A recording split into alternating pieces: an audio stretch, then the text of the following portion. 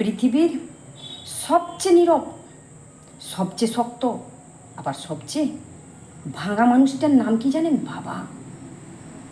তারা দুঃখকে গিলে ফেলেন, ক্লান্তিকে চেপে রাখেন। বাবারা কখনো কাঁদেন না, অথচ তাদের মনের ভেতরে লুকানো থাকে হাজার হাজার দুঃখ, হাজার হাজার কষ্ট, হাজার হাজার কান্না। একজন বাবা সারা জীবন কঠোর পরিশ্রম করে যান তার পরিবারের জন্য, বিশেষ করে সন্তানের জন্য। তার নিজস্ব কোনো চাওয়া পাওয়া থাকে না, থাকলেও সেটা মুখ ফুটে বলেন না, শখের খাবার খান না, অথচ সময় মতো কাজে ছুটে যান শুধু সন্তানের মুখে একটু হাসি দেখার জন্য।